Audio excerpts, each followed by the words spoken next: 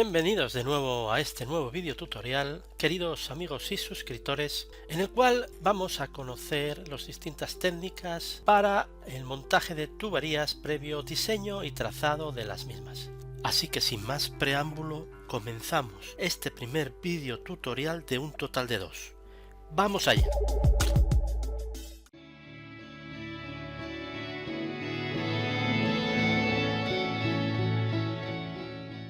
Salvo en los equipos monobloc o equipos compactos, el técnico frigorista deberá realizar el montaje de tuberías que unirán los elementos frigoríficos a través de tuberías de líquido y succión.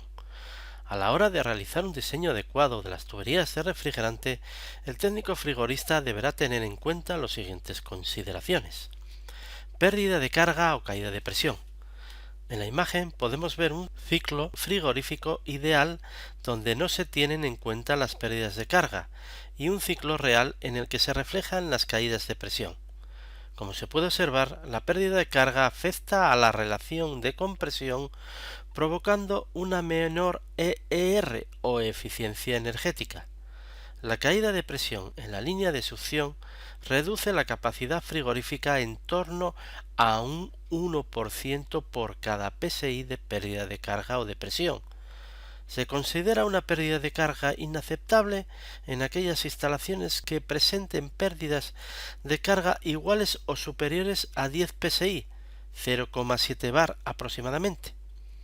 En las líneas de líquido, la pérdida de carga no afecta tanto a la capacidad como en las líneas de succión. Sin embargo, una pérdida de carga excesiva en la línea puede originar los ya conocidos fenómenos de flash hash, que, como ya hemos visto, perjudican el correcto funcionamiento de la web, provocando por este motivo una menor entrada de caudal de refrigerante al evaporador y por tanto una considerable merma en la potencia frigorífica. Volumen de refrigerante.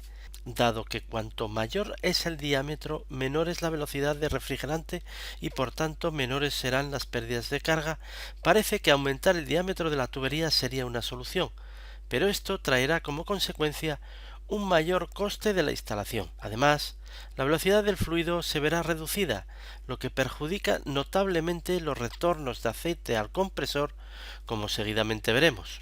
Costo de la instalación. De la misma manera, la utilización de diámetros mayores a los correspondientes hará aumentar el costo de la instalación, ya no solo porque la utilización de tuberías, accesorios y componentes instalados en estos casos son más caros, sino también porque se requiere la utilización de una mayor superficie de aislamiento. Retorno de aceite. Durante el funcionamiento del equipo, pequeñas cantidades de este se escapan del compresor por cada compresión, que pasarán al circuito de refrigeración circulando por todo el sistema.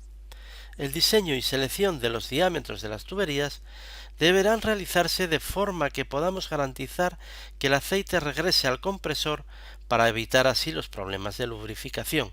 Un separador de aceite, por muy bueno que sea, nunca será 100% efectivo, por lo que si no realizamos un buen diseño de tuberías que favorezcan los retornos de aceite, el compresor se irá quedando paulatinamente sin aceite. El separador tan solamente retrasará el problema, haciendo que la falta de aceite en el compresor se produzca de forma más tardía. El refrigerante es el encargado de arrastrar el aceite hacia el compresor. Por eso, cuanto mayor sea la velocidad del refrigerante, mejores serán los retornos de aceite hacia el compresor, pero una mayor velocidad del refrigerante también aumenta las pérdidas de carga, que como ya sabes perjudican la eficiencia del equipo. Como norma general, podemos admitir una velocidad idónea en la línea de succión entre 5 y 10 metros segundo, teniendo presente además que en tramos verticales no deberá ser inferior a los 7 metros por segundo. En la línea de líquido no es tan importante la velocidad de refrigerante, ya que éste, al estar en estado líquido, facilita la mezcla con el aceite y como consecuencia también el arrastre de éste. No obstante, en las líneas de líquido se recomienda que la velocidad de refrigerante no supere los 1,5 metros por segundo, para evitar los golpes de arriete al producirse la apertura y cierre de la electroválvula situada en la línea de líquido.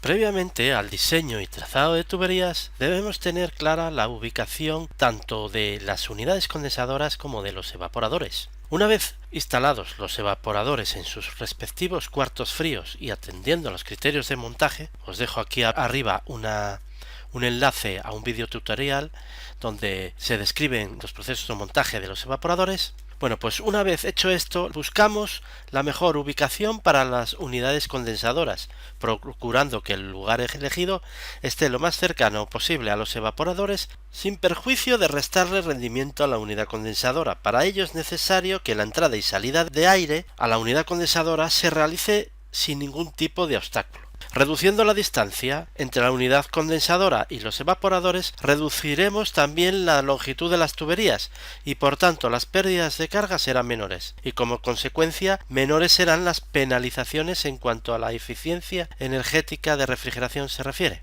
El trazado o recorrido de las tuberías deberá obedecer a criterios que faciliten los retornos de aceite al compresor. En primer lugar, conviene dar pendientes a los tramos horizontales pendientes entre el 1 y el 2%, es decir, entre 1 o 2 centímetros de desnivel por cada metro con la pendiente a favor de la dirección de circulación del fluido, para que por gravedad el aceite retorne hacia el compresor. Se utilizarán sifones o trampas de aceite en los tramos verticales, tales como los representados en la figura. El funcionamiento de una trampa de aceite es como sigue. En las paradas el aceite se deposita en el sifón o la trampa, de forma que tapona totalmente la tubería en la zona de la curva. El refrigerante, a su paso por el sifón, digamos que se moja, por decirlo de alguna manera, y arrastra pequeñas gotitas de aceite, favoreciendo de esta forma los retornos de aceite al compresor. Las trampas de aceite se aconsejan que se adquieran de forma comercializada, ya que éstas tienen las dimensiones adecuadas para realizar correctamente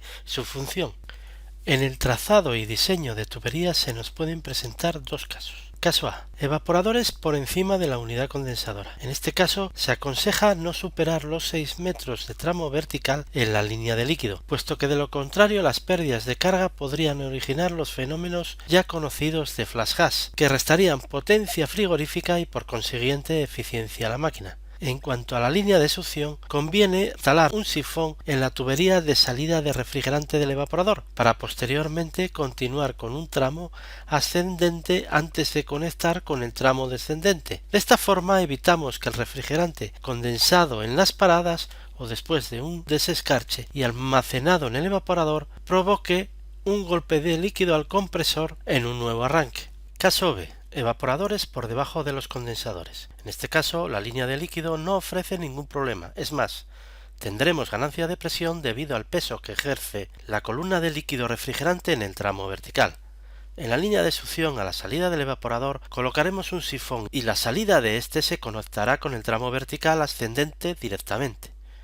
Ni que decir que en tramos verticales se siga manteniendo las pendientes requeridas de entre el 1 y el 2%. Cuando las distancias verticales en la línea de succión supere por lo general la longitud de 4 metros, será necesario colocar sifones intermedios en el tramo vertical. En instalaciones de refrigeración no es muy habitual tener tramos de tubería vertical en la línea de succión que superen los 4 metros. Sin embargo, en instalaciones de aire acondicionado sí. Y por poner un ejemplo, es muy curioso observar los equipos de aire acondicionado en las fachadas de los edificios de vieja construcción y los cuales causan una mala sensación. Para darse una sensación más estética y más modernizada de los edificios acá en España, la mayoría de las ciudades decretaron ordenanzas municipales que obligan a instalar las unidades condensadoras de los equipos de aire acondicionado en las azoteas de los edificios de nueva construcción.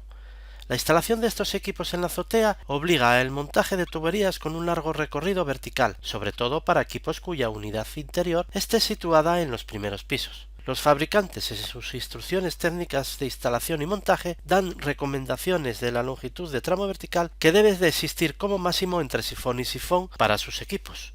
En estos tramos de tuberías podemos recurrir a sifones en anillo para ahorrar en espacio. En centrales frigoríficas o racks con varios compresores conectados en paralelo, debemos recurrir al uso de tuberías horizontales para interconectar las distintas tuberías. Colectores de aspiración. El colector de aspiración puede ir a un nivel inferior o superior al nivel marcado por los compresores. En ambos casos, la tubería de aspiración de cada compresor se une por la parte superior, y en caso de que el colector se sitúe a un nivel superior al nivel marcado por los compresores, la tubería de aspiración a cada compresor dispondrá de sifón invertido. La tubería de aspiración de cada compresor se prolongará hasta el fondo del colector con un tubo que termina en forma de puñal, de unas dimensiones determinadas, tal como podemos observar en la imagen. De esta forma, el aceite no quedará varado en el fondo y podrá ser retornado con cierta facilidad. La tubería o tuberías de aspiración que llegan de los distintos servicios se unirán al colector también por su parte superior, y de forma que se garantice el equilibrado de la misma. Los filtros se montarán en horizontal con la entrada al mismo por su parte inferior, cuando el colector esté situado debajo de los colectores.